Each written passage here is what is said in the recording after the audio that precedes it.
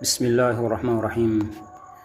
الحمد لله رب العالمين، والصلاة والسلام على رسول الله صلى الله عليه وسلم وعلى آله وأصحابه ومن تبعهم بإحسان إلى يوم الدين. وبعد، بعدكم حميد الله تبارك وتعالى نكم تكي رحمة زيادة متمويت محمد صلى الله عليه وسلم. Tunaendelea na mada yetu juu ya uumbaji wa Allah tabaraka wa taala. Leo insha Allah tutakuwa na mada inayouliza, je, ardhi ni sehemu ndogo kabisa kama wanavyodai wanasayansi?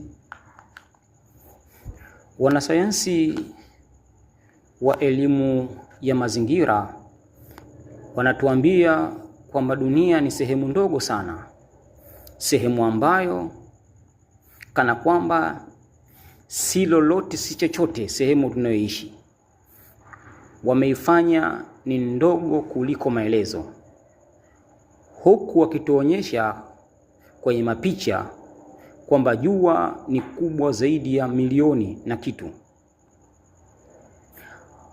ni kubwa kuliko ardhi zaidi ya mara hizo.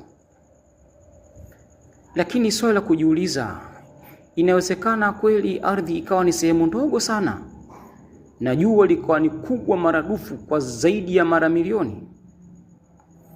Hili swali ama swala hili, jambo hili linafikirisha kidogo, ukizingatia kwamba jua ni kama taa iangazayo katika hii dunia, katika hii nyumba ya dunia.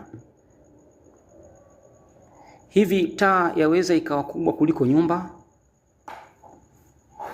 Allah tabaraka wa taala katika surati Naba anaelezea, baada a'udhu billahi minash shaitani rajim, waja'alna sirajan wahaja, na tukajalia taa. Siraj wal misbah ni taa yenye kuangaza, lakini taa hii Allah kasema wahaja, yatalala, inawaka na kuangaza na kutoa nuru, lakini wakati huo huo pia wahaja muqidun nar, inaweza kuwasha moto mkali. Sasa swali ni je, inawezekana taa hii kali yenye kuangaza na kutoa na kuwasha moto mkali, inatoa mvuke ama joto kali, yaweza ikawa kubwa zaidi mara milioni kuliko nyumba? Hivi nyumba hiyo ingebaki? Jibu si